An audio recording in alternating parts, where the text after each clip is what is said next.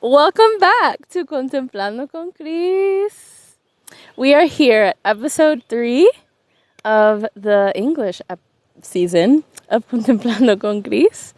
And on this podcast, we contemplate life.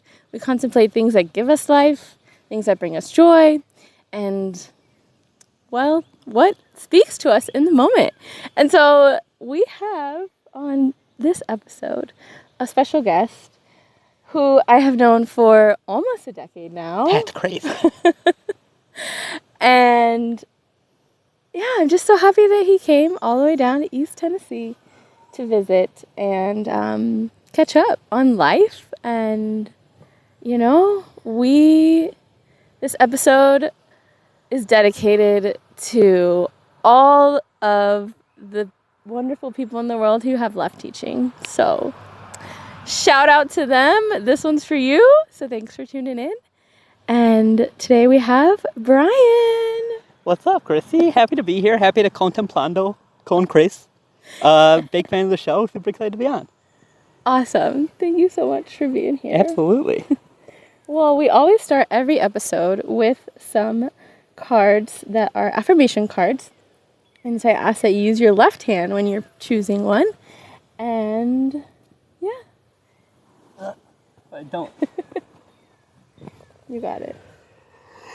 Me permito sentir y desearle expresarmente con armonía.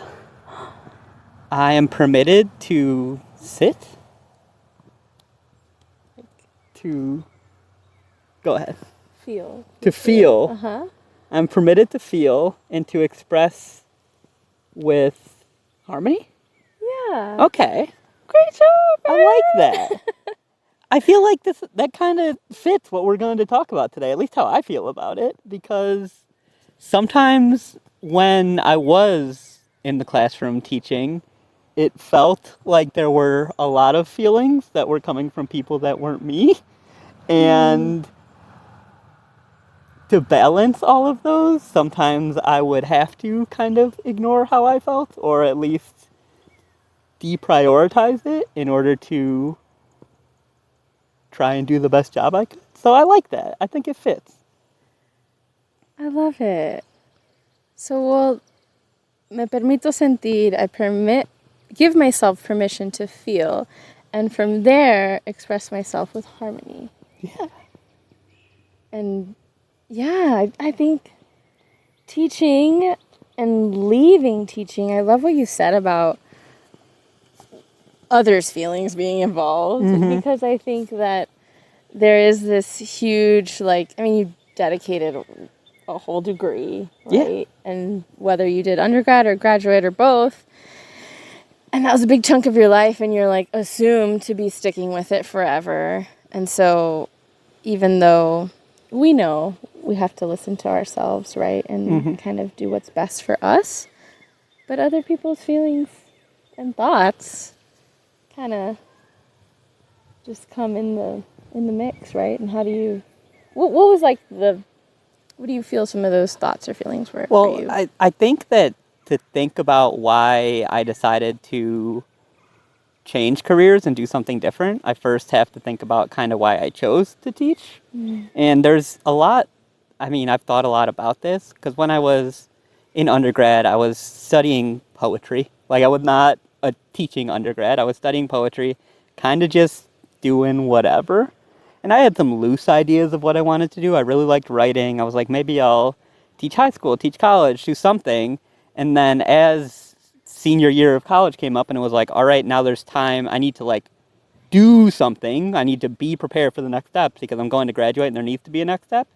I started looking at okay, why not teach?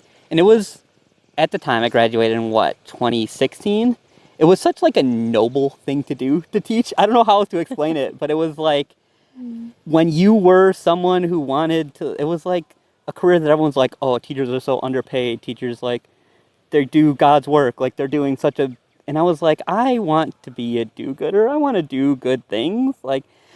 I had an opportunity to do it. I went to a great school in a great city. I loved Memphis to death. And it was this sounds like a great opportunity to try something new and do something that I feel like everyone had told me was like a good thing to do. And it was cool to be going around and being like, I'm a teacher. Everyone knows what it is. It's like a profession that kind of had a bit of, I don't want to call it social respect, but like something that people saw as valuable. And that was something that I, at the time, selfishly wanted to be seen as, if that makes sense. Yeah. But after doing it for a couple of years, I realized that it was kind of, while it was something that I wanted to be seen as, it didn't really match my demeanor. I don't know how else to put it, but I'm a pretty antsy guy. I'm like a perfectionist, and when you teach kids, especially little kids, you have some say, but you don't have a ton of say. So I want to start there. So like, it's kind of why I got into it. I don't know how you feel about it, because like, when did you know you wanted to at least try it? Teaching. Yeah. Well, for me, I did my undergrad in early childhood education, and I was split between like art school and medicine. It was Those are very different things. Yeah. And I remember like the first thing I ever did that was like remotely close to like a career was like volunteering as a child life specialist, which was the ones in the hospital who do crafts with the kids. Oh, that's fun. Like it was a blast, and I feel like even at that young age I was like kind of hit with people's thoughts and feelings on that profession. Like, this is hard to get into, like it doesn't pay well, maybe look elsewhere. And I was like, okay, like what can I do that's like gonna be sustainable? Or and my mom's a teacher, and so I had that example, and I felt like I could do it, and I could also bring art into it, get creative with little ones. And yeah, so I went to undergrad for it, and I think for me it was just a mesh of being able to be of service, to help, and but also get creative. But the helping aspect, I think, like that service, I can. Yeah. Oh my gosh, when grad school, what was it? Servant leadership. Was it the name of like the program? Yeah. No, we were the LaSallian Association of New Catholic Educators. Oh yeah, Lance. Shout out Lance. I still have my Lance shirt, the final Lance shirt that they made. Those are so cool. But you say that at least part of it you wanted to, like, did you feel like you were able to be creative? Because I feel like at the time, I mean, I was teaching public charter. It was pretty rigid in terms of what we were expected to teach. And obviously a good teacher kind of works within that rigidity. But did you feel like you had the opportunity to be creative, or did you feel any pull towards any time we're doing something is time that we are not learning standards? Yeah, that's a very valid question, because you're so right. There is so much rigidity and structure, and I think for me the most creative thing that I could do was like center time in kindergarten, which was really exciting because I think the kids could wander the room, and like you had like a thing that you had to do, right? You had to like copy. I remember write the room, like copy the words and draw, like if it was a letter A, like the ant is hiding somewhere in the room, go find it and draw it and write the word. But yeah, now that you mention that, I think it's funny to think back, because the most creativity I had was like my capstone project in Lance was on dance and self-regulation.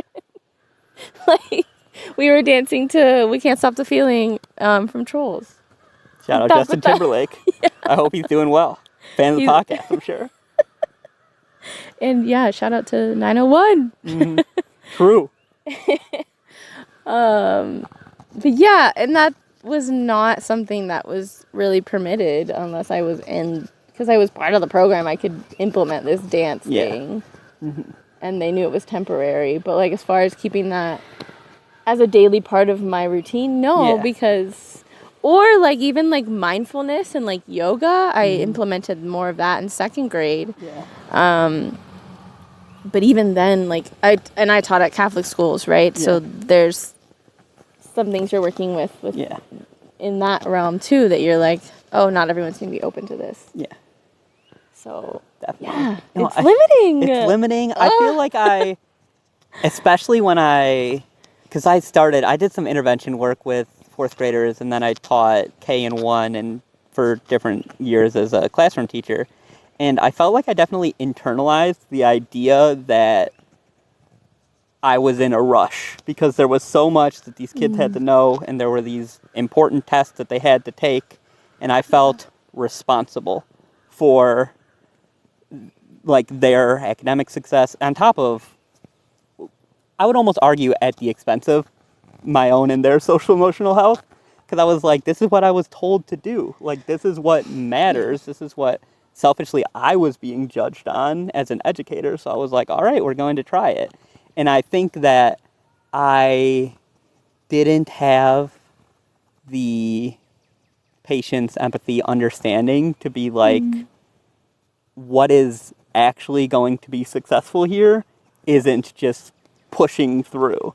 Because it would lead to kind of like pushback. 'Cause, I mean, they were like 5. They're like tired. Yeah. Or they're like energetic. And then I would get frustrated because I'm like, why aren't we focused? And they were like, but now I look back and I'm like, because we've been doing this for 90 minutes. And my schedule says do this for 90 minutes. But I was, because I had such a, like I had internalized this need to like have them prepared for first grade and have them, and I felt like that was their academic success reflected on me. And in a way it did. Obviously there's a lot of other factors that go into a student's academic success or even their success at school, just in general.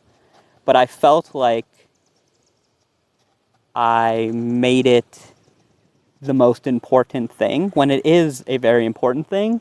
But I was not good at striking balance. And it led to me being very tense. Like I would have to listen to my teaching for different things I did. And I would talk really fast. I would and they would hand us these scripts, right? All the curriculums were scripts. And I would be like reading. Okay, time to go. And it was like, I think that this all comes back to, I don't think that this is an issue with education. I don't think this is an issue with teaching. I think this is just a mismatch of my personal demeanor and what I was trying to do. Yeah. Which kind of led me to hit this boiling point of like, I can't do this. And it wasn't anyone's fault, technically. Like, I was trying my best. Students were trying their best. We were meeting each other where we were. But I just wasn't... I just wasn't the kind of person who could do that. And I think, like... Do you think if you went back now, you would do it very differently? Yes. 1,000%. Sorry, I just rambled for, like, 30 minutes, but... No, I thank you for, like, acknowledging all of that pressure that is placed on a teacher. And I love what you said about just kind of like not matching your demeanor and like but being able to recognize in yourself like kind of like how you were showing up in a way that may have been correct for the model and the script and like, but how much it takes out of you because you're not even being your own like authentic. Like, this is, I'm limited to this script. I can only do it this way.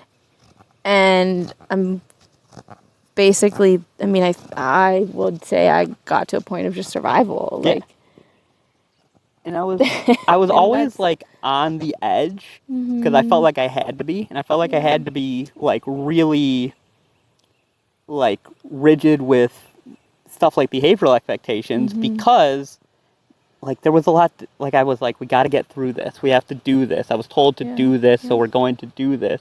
But it was like an edge where I'm like, man, I hope that nothing happens, I hope that they get this, I hope that everything goes smooth, because the moment something doesn't go smooth, I wasn't built to handle it. I hadn't built the skills to go with the flow.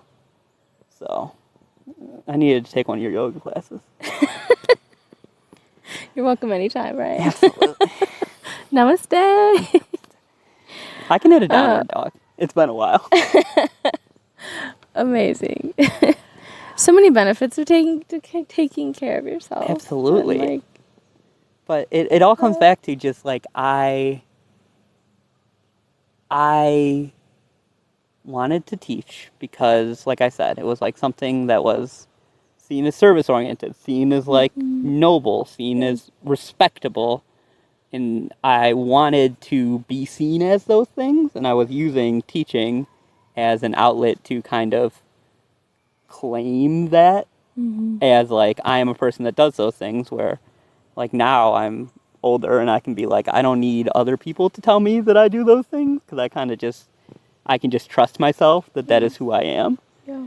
And in transitioning, like, I don't know if we've mentioned it yet, but I now do legal work for a public school system, to not be named.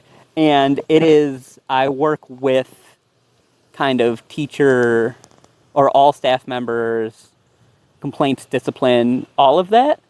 And I do think that I can come into that role with a lot more empathy than I would have been able to if I hadn't taught, because I can see the difficulty. Teaching's hard. And I can, like, being in the school is hard. Managing differing expectations of students, parents, admin is hard. Yeah. And yourself. And it has been, so I'm grateful for my teaching experience, despite the fact that I can admit that it wasn't the right fit. So yeah, teaching's hard. If you're watching this podcast, teachers don't only work between 8 and 3 on school days. Yep. There's a lot that goes on. But like, how do you feel, like, what do you feel like the time you did teach taught you? Yeah. Great question. I mean, it taught me so much. I think, like, for me, the biggest takeaway was when I recognized that I could no longer fill the need of the children. Like, and I know, like, I think it's a service field, right? So you go into it thinking, okay, I'm gonna, like, I'm helping, I'm serving, like, I need a, I don't know, in K, it's teach them how to read, which, by the way, is so ridiculous amount of pressure. Like, read to your kids. Yeah. Show them how to hold a book. Show them where the words are. No, I'm being dead serious. Show them where the words are. Point at them as you read, and then have them tell you about the pictures, and they will be so prepared.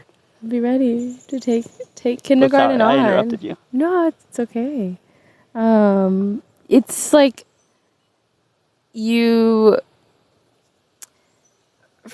after, obviously, we taught in that pandemic time, which was wild, but like noticing all of the anxiety present in the children after and even before, I think, and not feeling like we have to wear so many hats, right? We're like a nurse, we're a therapist, we're mom, we are teacher, like, and when you just kind of feel like you're hitting a wall. And I mean, I think for me, it was very much like aggressive behaviors, right? Yeah. Like kicking and biting literally set me out. And I was like, I can't do this anymore. But like, I'm going to do my best until the very end. Like, it's going to be fine. Yeah. But yeah, my biggest takeaway, I think, was kind of the shift into noticing what children needed and what is not being met in the schools, right? And so I did this really cool, like, forest school training and was like, oh my gosh, this is so much fun. Like, it's like my inner child is happy. Yeah. Like, I can only imagine how beneficial this is. And even if it's, maybe it's not full-time forest school, right? It could just be for a little bit. But like, how can we as adults take care of ourselves But I think in teaching, I will give mad respect to those people who can do it for 20 or 30 years. Absolutely. I could not, ever. Like, I don't think that it's not sustainable. Absolutely. And there's, like, you can't refill your cup. No. Like, there's no opportunity for that. Like, the school year is such a slog. And you had, like, when I was teaching, it was pretty big classrooms. There were, like, 25 to 30 kids. And I definitely, like you said, I came to a point where I realized, like, I could even identify what, like, this kid needs this. Maybe this kid needs forest school, but this kid needs something completely different. But and it's impossible at a systemic level, for everyone to get exactly what they want out of a school system. So it became a kind of bland mismatch of, like, here's at least stuff that we think will be helpful to everyone. And it is. And there are people who are highly educated and passionate and coming up with, like, I spent a lot of time talking about all these scripts and curriculums, like, highly vetted, they work.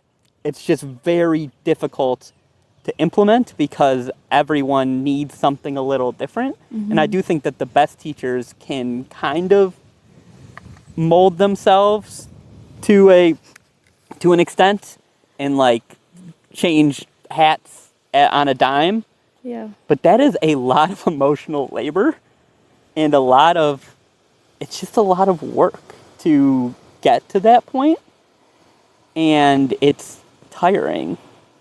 And I definitely came to a point, like I said earlier, where I was like, I saw this profession as something that's service-oriented and noble, and I just wasn't I was seeing what I was doing and being like, I'm not accomplishing that goal.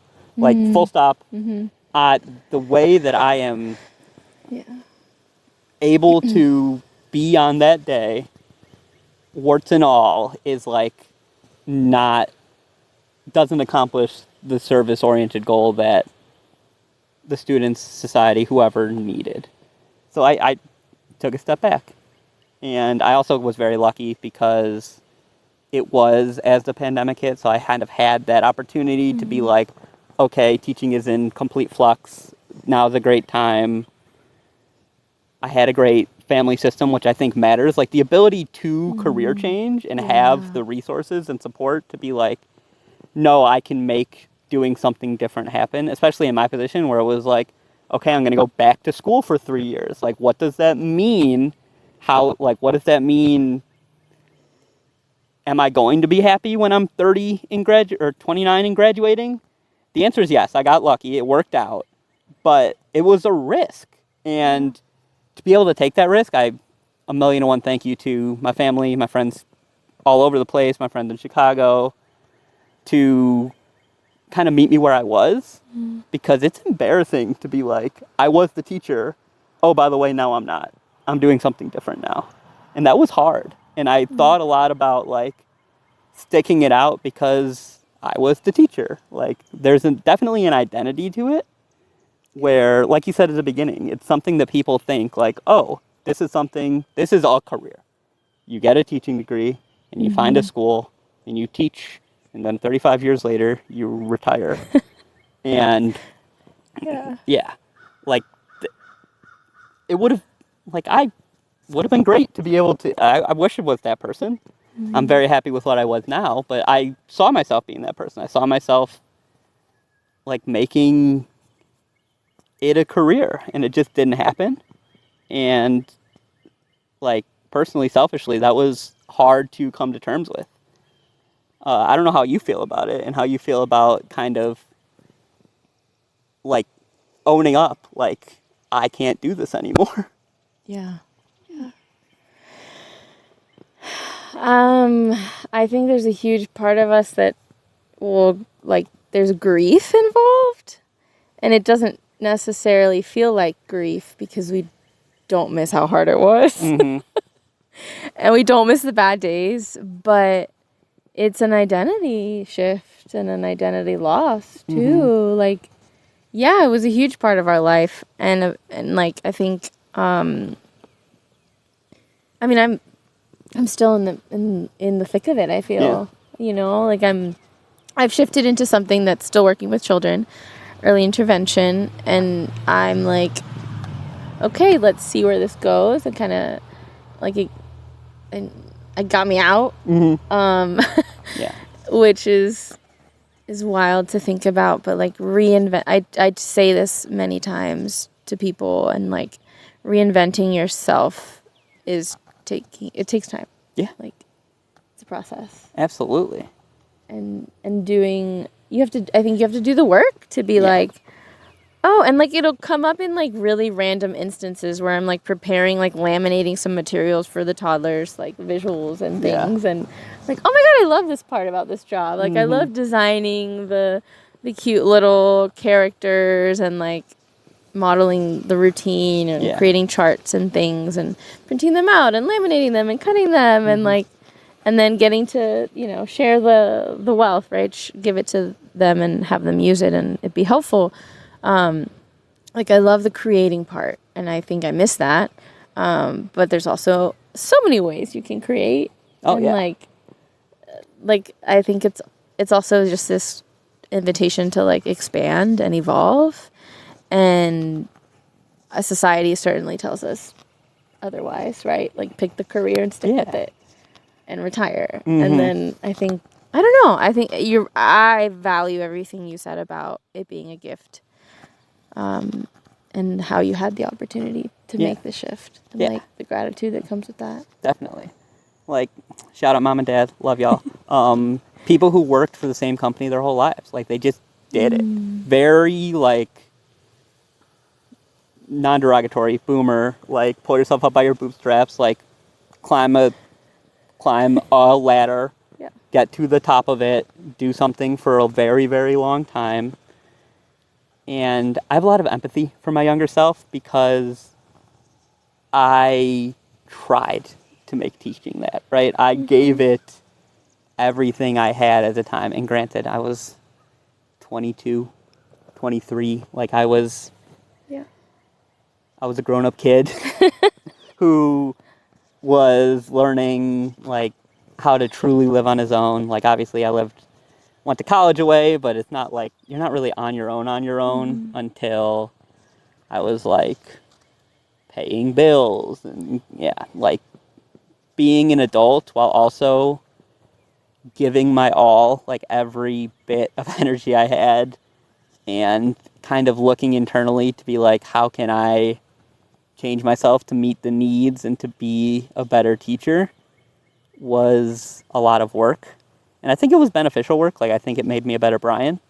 But it was work. And I think back on I would go to bed at like 6.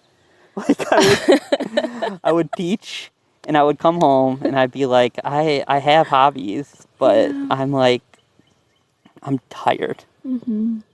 And it never, like you said, you never really refill your cup.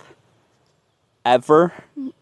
Like even on breaks they would fly by, and it felt like I would have to cram in the entirety of a personal life in these breaks because I was not good at balancing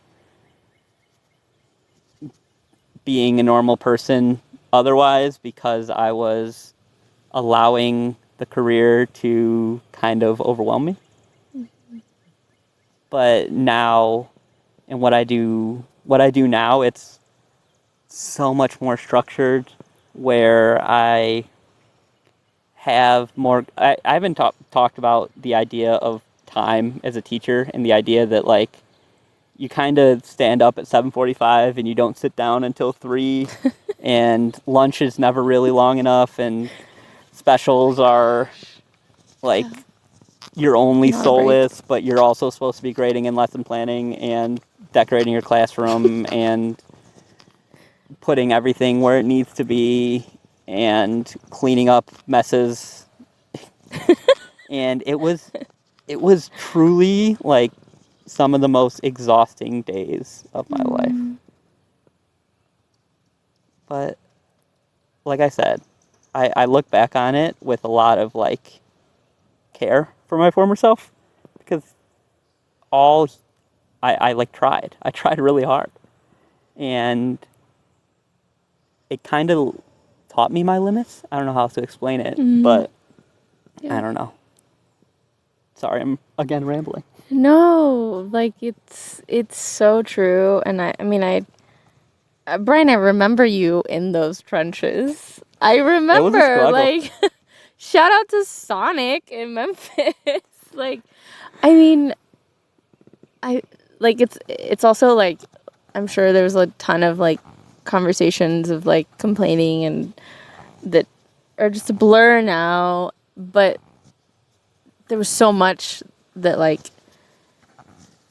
that happened in our daily life that like I'm always grateful that Lance that Lance brought us together and like we had this community to be able to lean on and like you can't survive without it, right? Oh yeah.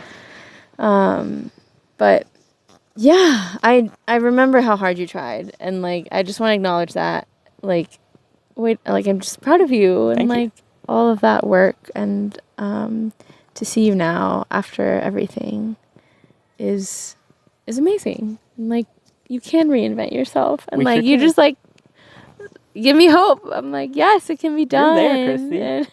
You're there. You're doing something different right now. Yeah.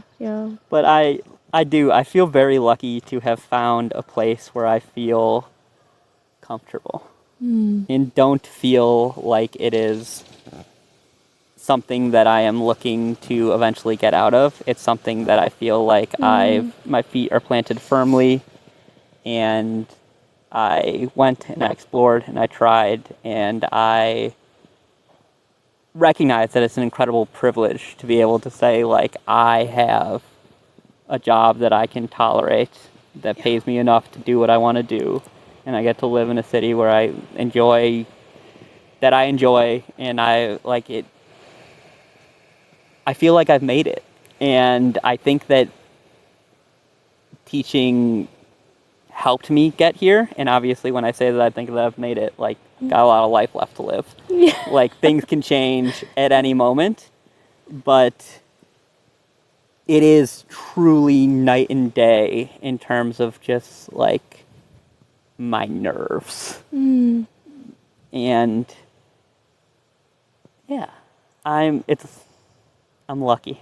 I'm really, really, really, really lucky that it seems to be working out. And who knows what'll happen tomorrow, but today I'm here in East Tennessee and I'm happy. And that's all I can really ask for. Yeah.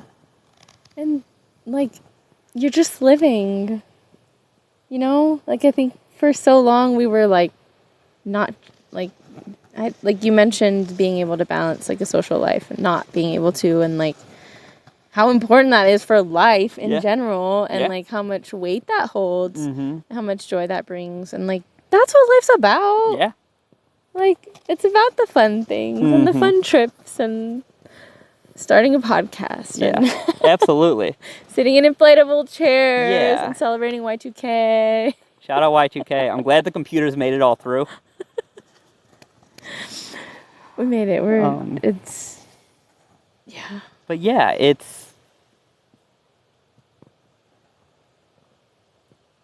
I sometimes think that if I had stuck it out, and like I think that part of it is because I'm doing something different, but I also think part of it's just growing up.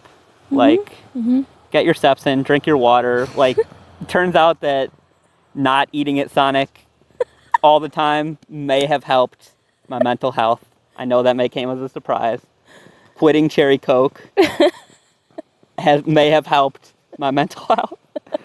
But I think that, because I think like my dad, again, love him to death, goes, if you taught now, you could do it, you would be better. And I don't know if I fully believe him. I have to teach every once in a while for my job right now. We volunteer in the classrooms a couple times a year, and I do not feel differently. I get these same anxieties that I got when I was 23. Yeah. And I think that I am able to cope with it partially because I'm like, it's just a day. Mm-hmm.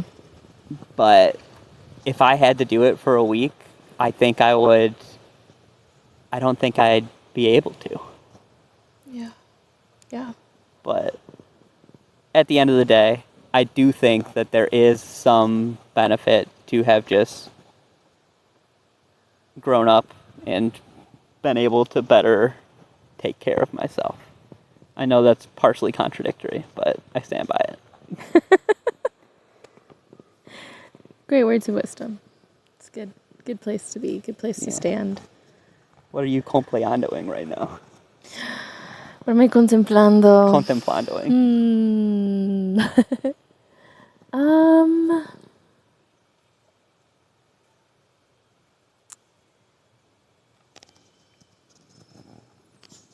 I'm listening to the birds that are out here.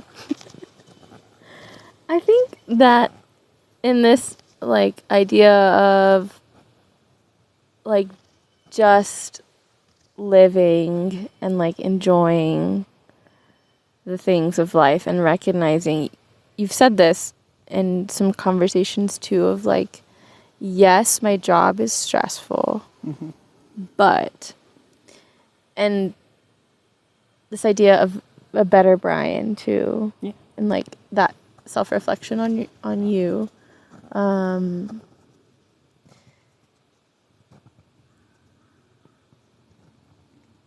Contemplando means that my thoughts aren't all together sometimes. Do you feel like a better Chrissy than you were when you left? Yeah, I do.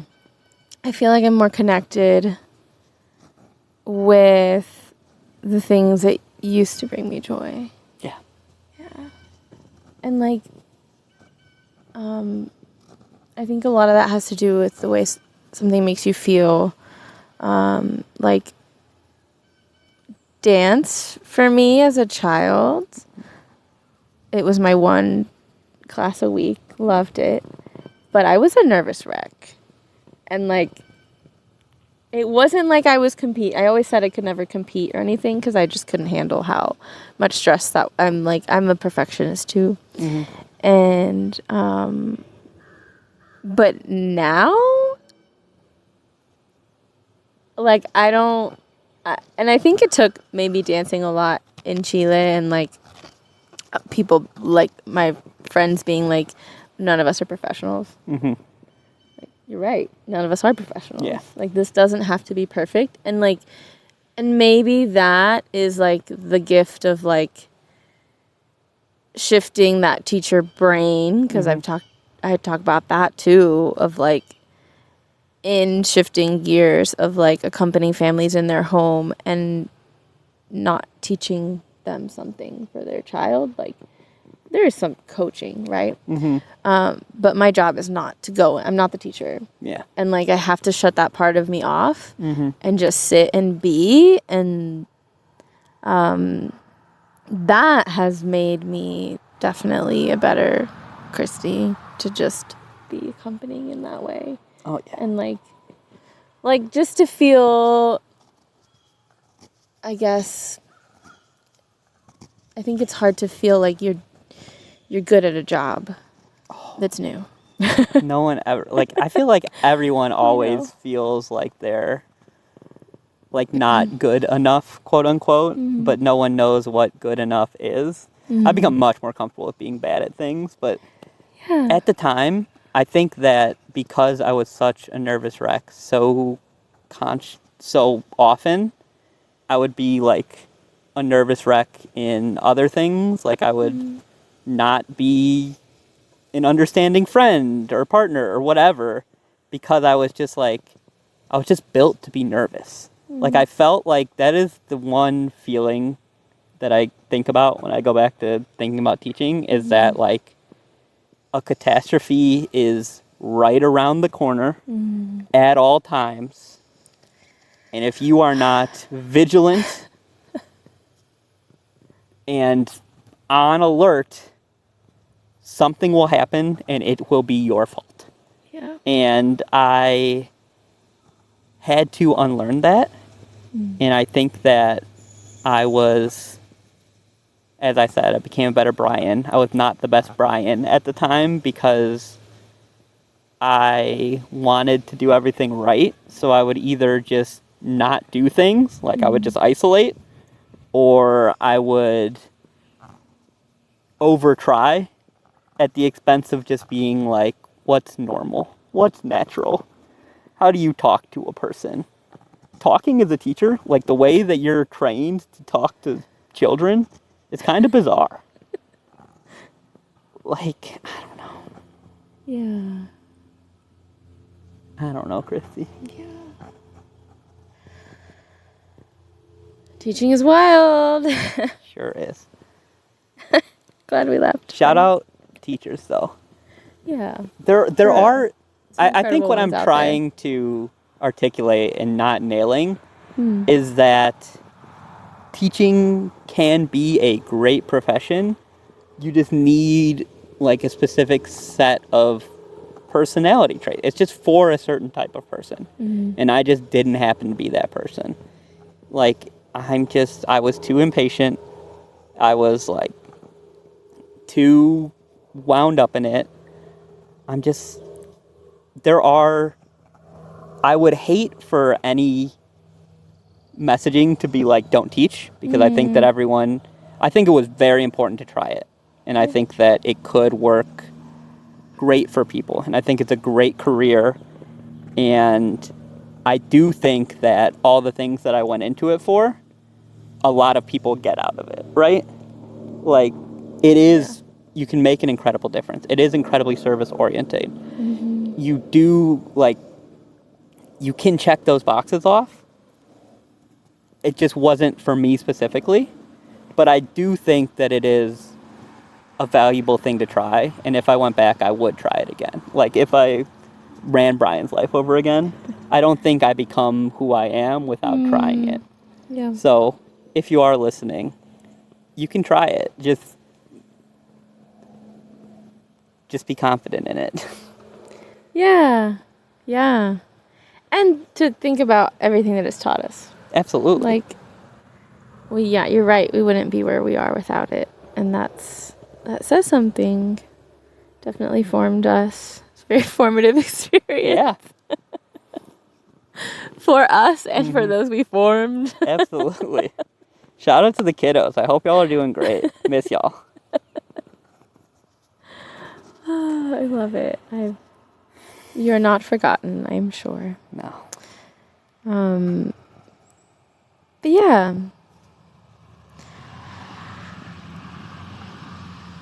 Well, in this spirit of gratitude, I always like to ask my guests, like,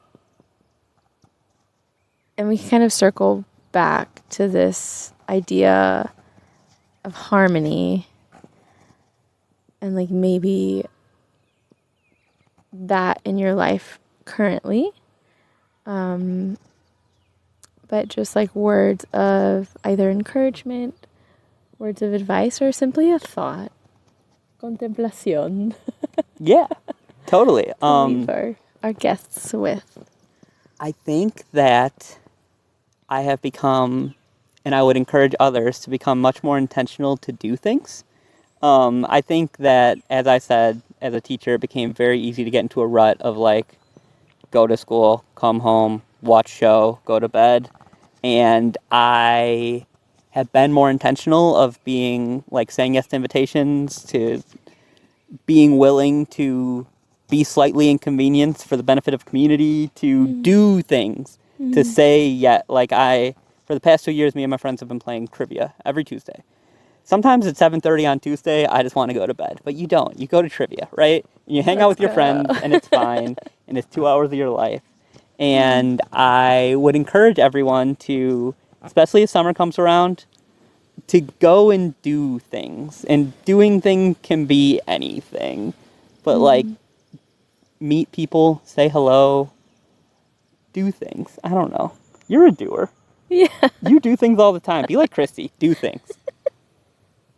You're a doer too. I'm trying to become more of a doer. And here I am in East Tennessee. Being a doer. Absolutely. Yeah. And it's all part of just living. Sure is. Yeah. I love that. I love the spontaneity and I love that you honor that, yes, it's a temporary inconvenience maybe because you really want to go to bed. But yeah, you won't regret it. No. Like there's no harm in it. No. And you'll catch up on your sleep eventually. Absolutely. And I was definitely someone who was like, I do still do this where I like feel tired and I'm like, the answer is to like stay in for a weekend or do nothing. And I've learned time and time again that sometimes the opposite is true. And the answer is to, you need community, you need socializing, you need to go talk to people. And sometimes that requires me to push against like my first instinct of being like, I got nothing on the agenda. I don't have to go through the social energy of reaching out to people. I can just do nothing. But I don't think that's a fulfilling life. Yeah. Yeah. I agree with you. I think do all the things and like invite people always, like just make the invitation. The worst that can happen is like, Yeah. you can't hang out or you can't have that communal moment. And that's something that I feel like in our 30s is so important too. Absolutely. Like, it's a very glorious time in life, like pivotal time too. It's a weird time, I think, too, of adulting. But yeah, what a gift it is to have all that. So I'm so happy you have that community. Absolutely. If you're not in your 30s yet and you're listening to this, your friends are going to get married and have kids, and you're never going to see them again. That's a lie. You will treasure the time that they intentionally make to hang out with you. But it changes. It changes a lot. Huge. And something that I think Lance did really well is that it kind of kept that, pretty convenient community. Like, you go next door and your homie's there. Like, that rules. Doesn't happen as much now, but like I said, my friend group and I have been very intentional about it. And it has been really beneficial. And it makes me happy. Yeah.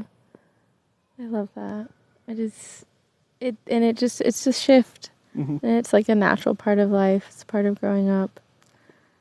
And yeah, I love that people can still meet us where we are too. Like, and this white butterfly is so pretty. Oh yeah, such a good one. Be whimsical. Be whimsical. Go to your city. Google music venues in your city and go to a show you would never go to before. Put it in the comments. You guys got comments, right? Yeah. Put it in the comments. Tell me a show you're going to. I was telling Christy I'm going to Lil Wayne in a couple months. It's going to be sick. But you don't need to go to anything. You don't need to go to like a big concert. It's summertime. Like, there's outdoor stuff well, I don't know where y'all live, but look, go find events, go to a festival, get outside, do something, and text your homies and be like, hey, I'm going to this. You should come. Sometimes they'll say no, but maybe they'll say yes. Yeah. Even if it's like a walk. I have a coworker who lives really close to me. I'm like, let's just go walk this summer. Yeah, absolutely. Like, hey, be over in 5 or hitting the neighborhood. Absolutely. I was a couple weekends, or it was a couple months ago at this point. I was just at home watching a basketball game, and my friend called me. And it was like, hey, we are at this restaurant. Do you want to come now? And I was like, now? That's not how we make plans. You're supposed to text me a week in advance, tell me where I'm supposed to be and when I'm supposed to be. And I put it on my calendar and I can mentally prepare for it for 72 hours. But like, no, just call your friends and be like, hey, we're here, want to come through. And it's okay for them to say no. Right. But let me tell you, I said no so fast. And I watched my basketball game, but I thought about it. And then I hung out with that friend later. So don't be afraid to be What Christy said, be whimsical, be spontaneous. Don't be afraid to exist in this world and take up space in the people who love you's lives. It's real. Like, I don't know how else to say it. Yeah. And save the Rainforest Cafe. I don't know if that's still in here. Why should we save the Rainforest Cafe, Brian? Because it was a cultural institution. It was right in the middle of Chicago. There was a big frog. If you see Christy Nesk, ask her about the Yoda is it Johnsonburg? No. Jonesboro. Like, save Yoda. Like, he's a citizen now. Yeah. Have something that you care about that's meaningless, that's low stakes, like the Rainforest Cafe. Shout out Tarpe's. Tarpe's was at Peterson and Caldwell. No, Peterson and Cicero. In basically the north suburbs of Chicago. And they closed it. And I miss it. We got to stop this podcast. Oh my gosh. I need to come to Chicago. This better be in there. Come to Chicago. But you won't be able to go to Tarpe's, but I'll be there. Hit me up in the comments. We got to end this, Christy. Thanks for joining us. It truly was a pleasure. I had a lot of fun. This was great, Brian. Thank you for being here. I can imagine this is not how you expected this to go, but I appreciate you coming along on the ride. I am here for it. Be whimsical, everyone. Deuces.